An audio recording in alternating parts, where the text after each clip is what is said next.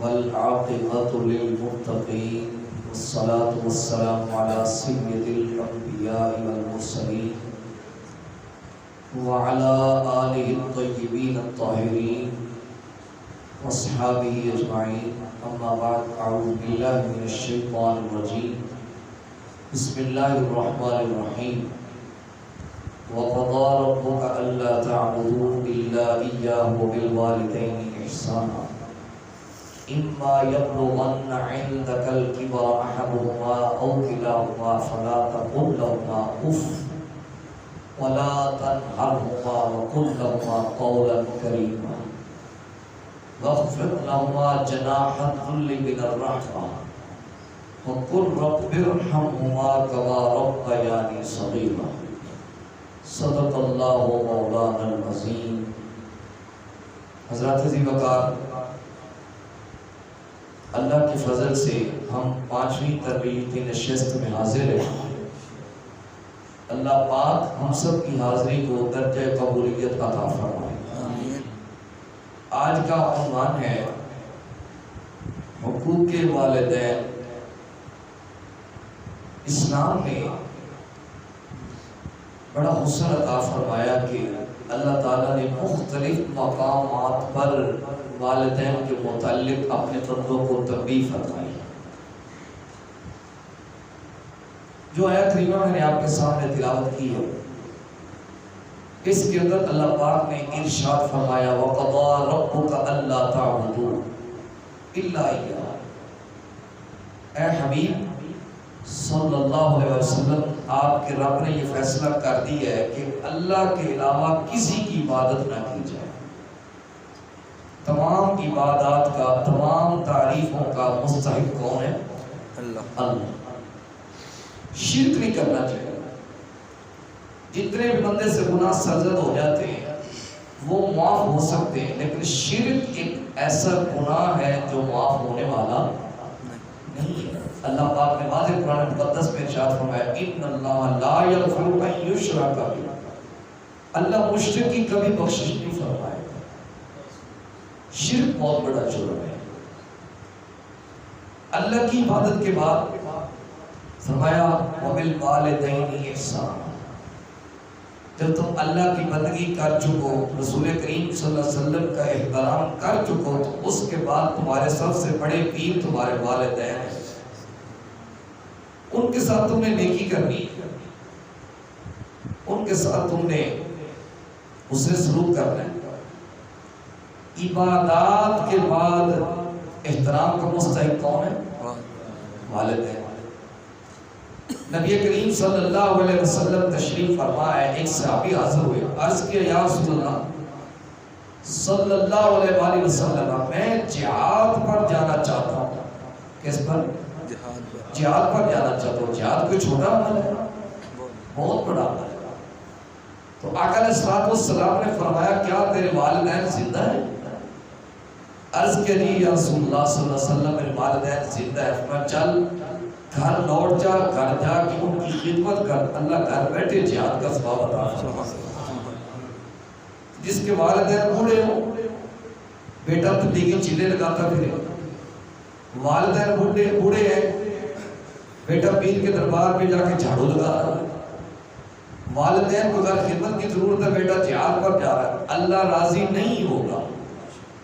نبی کریم صلی اللہ علیہ وسلم کا فرمان ہے والدین کی رضا میں اللہ کی رضا ہے، والدین کی ناراضگی میں اللہ کی ناراضگی ہے. وبالوالدین احسانا. اپنے والدین کے ساتھ اس نے سلوک کرو.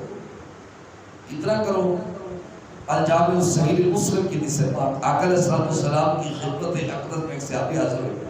عرض کہ یا رسول اللہ صلی اللہ علیہ وسلم مجھ پر کس کا حق زیادہ ہے، اس کی خدمت کرو. آقا علیہ السلام نے قال امک، تیری ماں. انہوں نے پھر سوال کیا، حضور نے پھر فرمایا قال امک، تیری ماں. انہوں نے پھر سوال کیا، حضور نے پھر فرمایا قال امک، تیری ماں.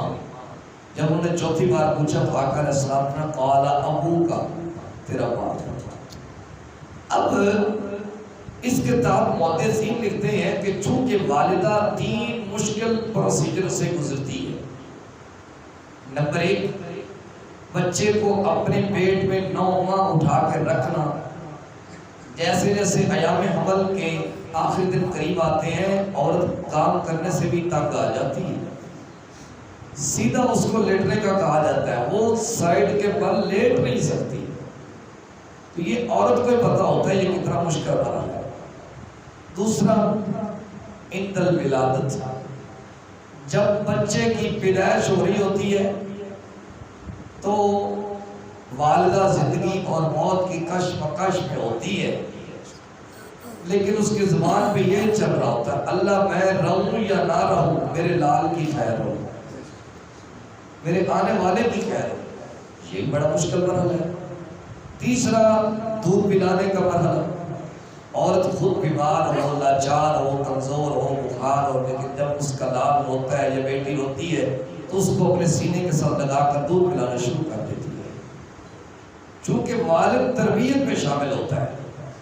لیکن یہاں پہ ایک مسئلہ بھی سماعت کر لیں، اگر کسی مقام پہ بابا اور اماں کی بات میں اختلاف ہو جاتا ہے، بابا کہتے ہیں یہ کرو، اماں کہتی ہیں یہ کرو، تو قرآن کا اصول ہے الرجال قوامون علی النساء، مرد عورتوں پر حاکم ہے۔ جب خدمت کی باری آئے تب اماں کو ترجیح دی جائے گی، لیکن جب کسی بات کی ماننے کی باری آئے گی پھر ابے کو ترجیح دی جائے گی، چونکہ معاشرتی معاملات سے جتنا واقف ابو ہے اتنی اماں نہیں ہے، اتنی خدمت کا کہا گیا۔ آج کل تو ہم جب فروٹ لینے لگے تو فروٹ والے سے کہتے ہیں کہ رنگین شاپ پر چڑھا کے دینا، کیوں؟ کہا میں جاؤں گا بچوں کے لے کے جا رہا ہوں، کہیں میری اماں کی نگاہ نہ پڑ جائے۔ ایسے بدبخت بیٹے بھی ہوتے ہیں۔ وَبِالْوَالِدَيْنِ إِحْسَانًا، عبادت کرنے کے بعد تم نے اپنے والدین کے ساتھ اس نے سلوک کرنا ہے۔ دیکھیں نا، جب بندے دکھ کی زندگی دیکھی ہوئی ہو تو جب اللہ تعالیٰ بندے کو سکھ عطا کر دے، آسانیاں عطا کر دے، تو بندے کا جی چاہتا ہے میرا فلاں عزیز رشتہ دار بھی ہوتے، میرا فلاں بھی ہوتا، فلاں بھی ہوتا ہے، جس طرح انہوں نے میرے دکھ دیکھے ہیں میرے سکھ بھی دیکھتے۔ میں اپنے دل کی بات کرتا ہوں، میرے والد صاحب قبلہ رحمۃ اللہ تعالیٰ علیہ مجھے جامعہ فریمیہ میں داخل کروا کے چلے گئے تو 2 سال کے بعد ان کا انتقال ہو گیا۔ آج اللہ نے بڑا عروج دیا ہے، بڑی عزت دی ہے، لوگ بڑے پیسے نشاور کرتے ہیں، لوگ قدموں کو ہاتھ لگانے تک جاتے ہیں، لیکن جی یہ چاہتا ہے کہ لوگ مجھے ہزاروں روپے دیتے ہیں، اگر ان میں میرا ابو بیٹھا ہوتا مجھے 5 روپے دیتا تو وہ سب پہ بھاری ہوتی، یا مجھے وہ دیکھ ہی لیتا اس انداز میں تو اس کا دیکھنا ہی کافی تھا۔ تو بندے کا جی چاہتا ہے جب بندے نے دکھوں کی زندگی دیکھی ہوئی ہو کہ کاش آج میرے پیارے ہوتے ہیں۔ تو نبی کریم صلی اللہ علیہ وسلم جب آپ کی عمر بلکہ آپ کی ولادت باسعادت سے پہلے حضور کے والد مالک تشریف لے گئے، جب حضور کی عمر 6 سال کے قریب ہوئی تو حضور کی اماں جان سیدہ آمنہ دنیا سے تشریف لے گئی، جب حضور کی عمر 8 سال ہوئی تو حضور کے دادا جناب حضرت عبد المطلب تشریف لے گئے۔ ابن شام نے لکھا ہے جب عبد المطلب کا انتقال ہوا تو پورا قریش جنازے کے لیے امڑ آیا، ایک بچہ تھا تو دیواروں کے ساتھ لگ لگ کے رو رہا تھا، دنیا والے اسے محمد کے نام سے جانتے ہیں۔ پھر نبی کریم صلی اللہ علیہ وسلم نے بڑے دکھ دیکھے، اعلان نبوت کے بعد شیب ابی طالب کے منظر دیکھے، حضور پر پتھر پھینکے گئے، حضور کے راستے میں گڑھے کھودے گئے، حضور پر کانٹے بچھائے گئے، حضور پر پولیاں رکھی گئی، بڑے بڑے دکھ دیے گئے۔ پھر آقا علیہ السلام ہجرت فرما کے مدینہ پاک تشریف لے کے آ گئے، اللہ نے بڑا مقام اسلام کو دیا۔ تو ایک دن نبی کریم صلی اللہ علیہ وسلم نماز عشاء پڑھانے کے لیے تشریف لائے، تا حد نظر حضور نے غلاموں کو پڑھایا، جہاں تک نظر گئی حضور کے غلام نظر آئے، تو آقا علیہ السلام کی آنکھوں سے آنسو جاری ہو گئے۔ صحابہ نے عرض کیا یا رسول اللہ ہمارے ہوتے ہوئے آپ ہوتے، فرمایا اللہ نے بڑی بڑی شان دی ہے، کاش آج میری اماں یا میرے ابا ہوتے، میں آپ کو نماز عشاء پڑھا رہا ہوتا، سورۃ فاتحہ شریف کی تلاوت کر چکا ہوتا، میری اماں یا میرے ابا مجھے گھر سے آواز دیتے تو میں نماز چھوڑ کر ان کی بات سننے کے لیے حاضر ہوتا۔ وَبِالْوَالِدَيْنِ إِحْسَانًا، تم نے عبادت کے بعد پہلا کام کیا کرنا ہے؟ والدین کے ساتھ نیکی کرنی۔ دوسرا کام کیا ہے؟ اِمَّا يَبْلُغَنَّ عِنْدَكَ الْكِبَرَ أَحَدُهُمَا أَوْ كِلَاهُمَا، ان میں سے ایک یا دونوں بڑھاپے کو پہنچ جائے تو ان کے بڑھاپے کو دیکھ تمہیں تنگ نہیں آتی، نبی کریم صلی اللہ علیہ وسلم بڑے مشغول حدیث ہے، حضور ممبر کی پہلی سیڑھی پہ قدم رکھا فرمایا آمین، دوسری سیڑھی پہ قدم رکھا فرمایا آمین، تیسری سیڑھی پہ قدم رکھا فرمایا آمین۔ صحابہ نے عرض کیا یا رسول اللہ صلی اللہ علیہ وسلم کوئی دعا مانگنے والا نظر نہیں آ رہا۔ آقا علیہ السلام نے فرمایا جب میں نے ممبر کی پہلی سیڑھی پہ قدم رکھا تو میرے پاس جبریل آیا، اس نے آ کے عرض کیا یا رسول اللہ اس شخص کی ناک خاک آلود ہو جس نے اپنی زندگی میں صحت و سلامتی کے ساتھ رمضان مبارک کو پایا، اپنی مغفرت نہ کروا سکتا۔ میں نے کہا آمین۔ جب میں نے دوسری سیڑھی پہ قدم رکھا تو جبریل نے کہا یا رسول اللہ اس شخص کی ناک خاک آلود ہو جس کے سامنے آپ کا نام نامی اسم گرامی محمد صلی اللہ علیہ وسلم ذکر کیا گیا، اس نے آپ کی ذات پہ درود نہ پڑھا۔ تو میں نے کہا آمین۔ جب میں نے تیسری سیڑھی پہ قدم رکھا اس نے کہا یا رسول اللہ اس شخص کی ناک خاک آلود ہو جس نے اپنی زندگی میں صحت و سلامتی کے ساتھ بوڑھے ماں باپ کو پایا، ان کی خدمت کر کے اپنی مغفرت نہ کروا سکتا۔ ان کی خدمت ضروری ہے۔ اب جبریل دعا مانگنے والے ہوں، حضور آمین کہنے والے ہوں تو دعا کی قبولیت میں کوئی شک رہ جائے گا؟ نہیں، دعا تو فوراً قبول ہوگی۔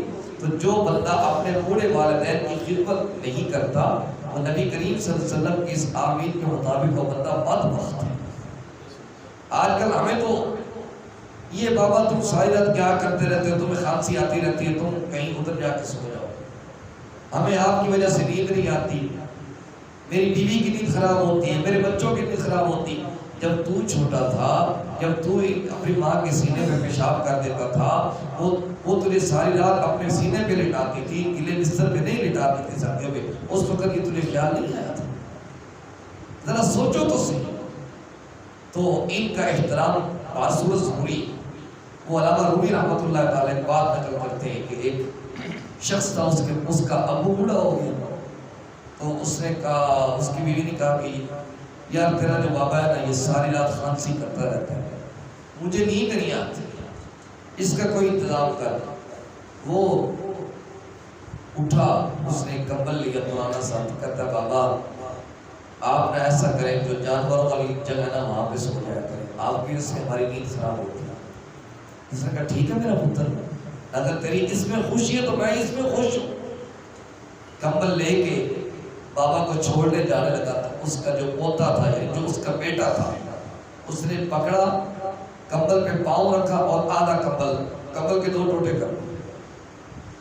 کہنے لگا بیٹا اتنے نئے نئے کمبل پڑے ہیں، تجھے ضرورت ہے تو مجھے بتا، یہ اپنے دادا ابو کا پرانا کمبل تو کیا کرے گا؟ اس نے کہا آدھا دادا ابو کو دیتا ہوں، آدھا سنبھال کے رکھتا ہوں، جب تو اس عمر کو پہنچے گا تو پھر میں تجھے جانوروں کے باڑے میں چھوڑنے کے لیے جاؤں۔ یہ مکافاتی عمل ہے۔ اگر آج ہم اپنے پورے ماں باپ کی خدمت کریں گے تو کل ہماری ہوگی، اگر ہم نہیں کریں گے تو پھر کل ہمیں بھی اپنی اولاد سے خدمت کی توقع نہیں رکھنی چاہیے۔ اما یبلغن عندک الکبر احدہما او کلاہما، بوڑھے ماں باپ کا احترام کرنا۔ آج بیٹا پڑھ لکھ گیا، اسسٹنٹ کمشنر لگ گیا، ڈی پی او لگ گیا، ڈی سی او لگ گیا، فلاں بڑے عہدے پہ چلا گیا، ڈرائیور روم میں بیٹھا ہوا ہے، پینٹ شرٹ پہن کے، اس کے چند دوست ہیں، ادھر سے بابا آ گئے، اس نے دھوتی پہنی، ابو آپ کہیں میرے دوستوں میں آ گئے، آپ ادھر چل کے بیٹھے۔ بھائی اس بابے کی دھوتی کا کمال ہے جس نے تجھے یہاں تک پہنچایا ہے، اس نے خون پسینے کی کمائی سے تمہیں پڑھایا ہے، اس کی وجہ سے اللہ نے تمہیں عزت دی ہے، اس نے دن رات اپنی کمر پہ بوریاں اٹھا اٹھا کے تجھے پڑھایا ہے، تجھے یہاں تک پہنچایا۔ آج تجھے ابو کو دوستوں کے درمیان بٹھانے سے شرم آتی ہے۔ اما یبلغن عندک الکبر احدہما او کلاہما، ان میں سے ایک یا دونوں بڑھاپے کو پہنچ جائے، فلا تقل لہما اف، ان کو اف بھی نہیں کہنا، ان کو اف بھی نہیں کہنا۔ اللہ اکبر، اف کیا ہوتا ہے؟ جیسے بندے کو کوئی چیز ناگوار گزرے بندہ کہتا ہے میں والدین کے سامنے اتنا کرنے کی بھی اجازت ہے، ان کی کوئی بات تجھے سخت لگتی ہے، ان کا بڑھاپا آ گیا، ان کا مزاج ہے، ان کے مزاج کو سمجھ، وہ ایک سمجھانے کے لیے بات سنائی جاتی ہے نا۔ علامہ خالد حسین رضوی رحمۃ اللہ تعالیٰ، آپ بات سناتے ہیں کہ ایک بوڑھا باپ تھا تو اس کا بچہ اس کے سامنے کام کر رہا تھا، وہ دیوار پہ کم آ کے بیٹھا، انہیں پنجابی جو پوچھا میں پتر دیوار پہ کی بیٹھے؟ ابا جی کہاں بیٹھے؟ تھوڑی دیر تو نے کہا پتر ذرا میں سمجھ نہیں آئی ابا جی کیا ہے بھی کہاں بیٹھے؟ تے تیجی باری پھر پوچھا پتر ذرا دسی دیوار تے کی بیٹھے؟ ابا جی تمہیں نہیں سمجھ آتی تو چپ کر جاؤ، کہاں تو روڑا پایا ہے؟ تمہیں ایک باری کہے کہاں بیٹھا، دوسری باری کہے کہاں، تمہیں سمجھ نہیں آتی، تمہیں سننا نہیں آتا چپ کر جاؤ، تمہیں نظر نہیں آتا چپ کر جاؤ۔ ابے دی اکھاں چوتھل جا رہی ہے۔ انہوں نے کہا پتر تو چھوٹا جیسی بہن آدھے قدر تن بٹھایا ایسی ایویں دیوار تے کہاں آ کے بیٹھے سی؟ تمہیں کوئی 100 باری پوچھا سی کہ میں کیا سی میرے پترا ہے کہاں بیٹھا، میرے پترا ہے کہاں بیٹھا؟ یا تو تیجی باری تنگ آ گیا، تو تیجی باری تنگ آ گیا۔ فلا تقل لهما اف، ان کو اف تک نہیں کہنا، ولا تنہرهما، ان کو جھڑکنا بھی نہیں، ان کو جھڑکنا بھی نہیں۔ ہم چند دوست بیٹھے ہوئے تھے تو باتیں ہو رہی تھی، تو ان میں ایک باپ بیٹا بیٹھے ہوئے تھے، تو جب باپ نے بات کی نا تو بیٹا کہہ رہا ہے ابو جی آپ خاموش ہو جائیں، آپ کو بات کرنے کا پتہ نہیں۔ واہ بھائی واہ، جس نے تجھے بات کرنی سکھائی ہے، جس نے تجھے اللہ کہنا سکھایا ہے، جس نے تجھے درود پڑھنا سکھایا ہے، جس نے تجھے استاد کے پاس بھجوایا ہے، جس نے تیرے لیے کمر پہ بوریاں اٹھائی، آج اس کو بات کرنی نہیں آتی۔ ولا تنہرهما، ان کو جھڑکنا نہیں ہے، ان کو جھڑکنا نہیں ہے۔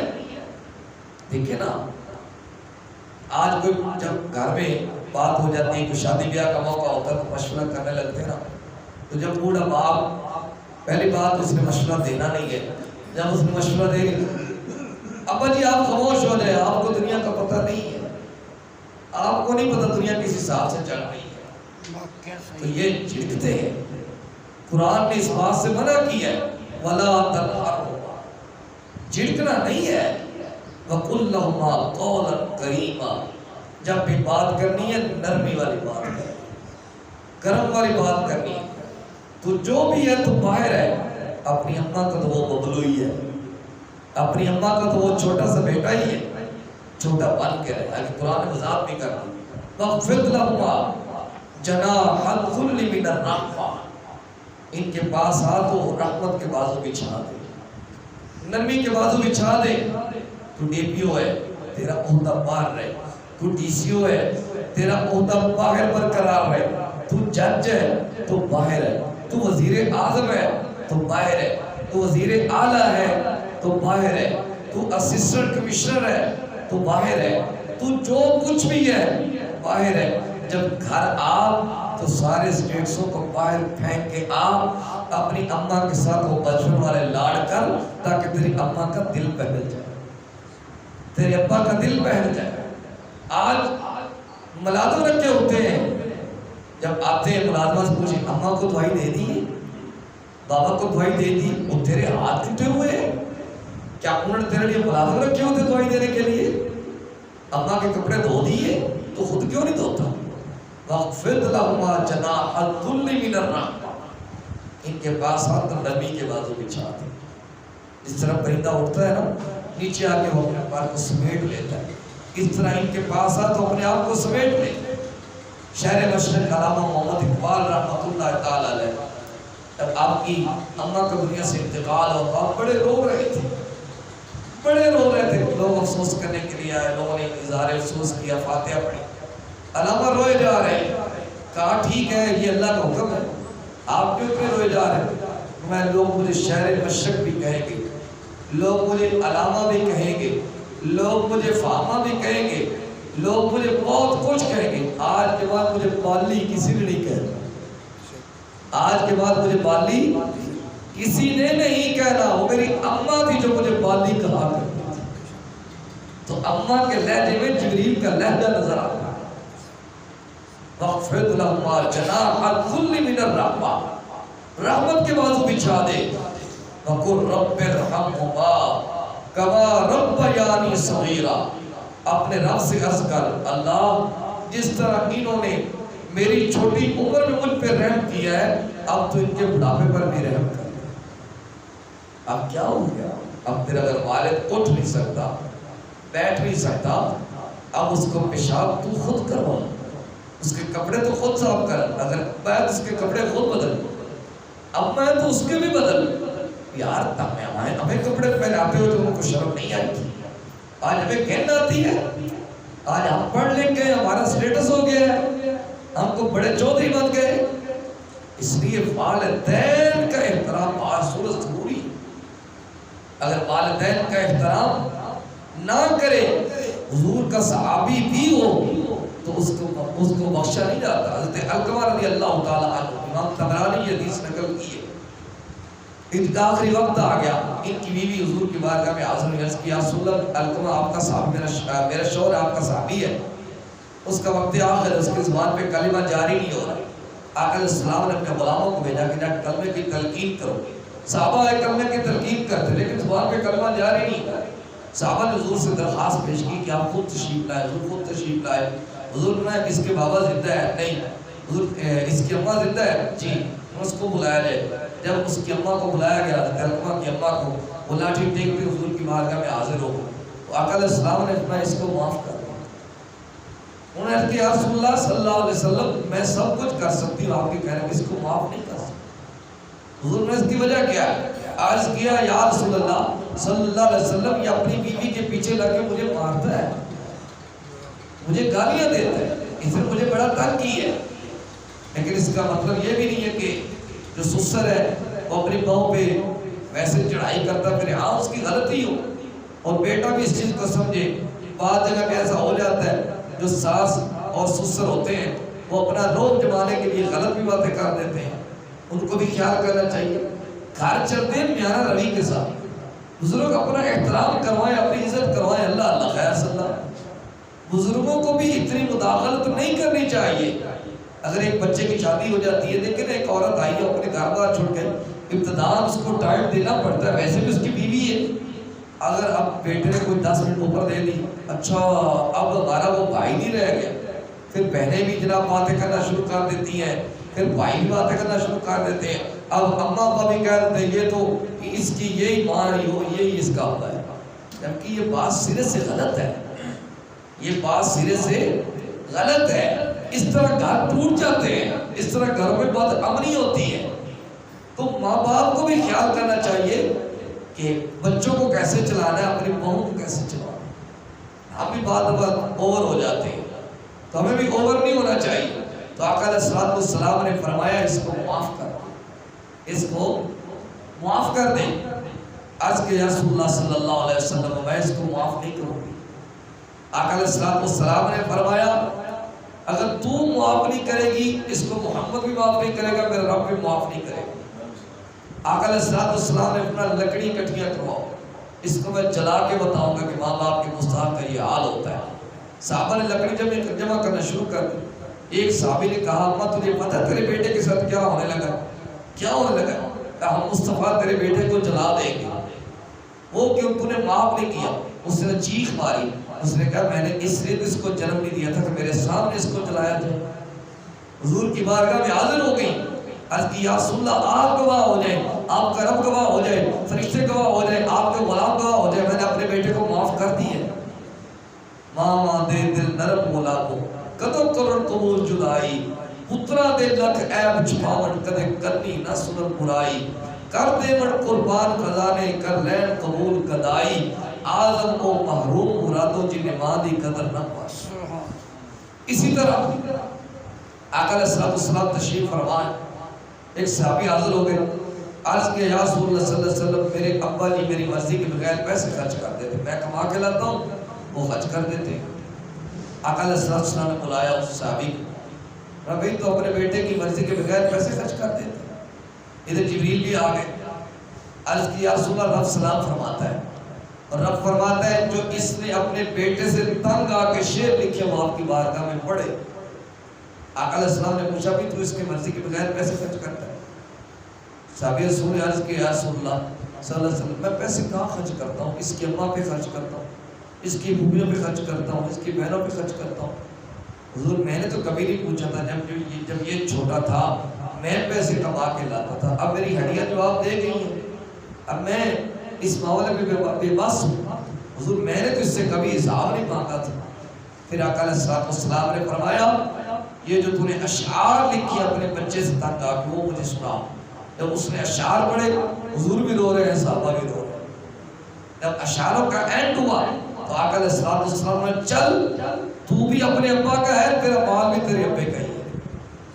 تو بھی اپنے ابا کا ہی ہے اور تیرا مال بھی تیرے ابے کا ہی ہے. اگر والدین بوڑھے ہو چکے ہیں تو ان کو ہم سے مانگنا نہ پڑے, ہمیں کہنا نہ پڑے کہ بیٹا وہ ذرا مجھے ضرورت تھی. اللہ اکبر. تو والدین بھی بات وہ شرما جاتے ہیں کہ پتہ نہیں اب میں اپنے بیٹے سے پیسے مانگوں گا تو میرا بیٹا کیا کرے.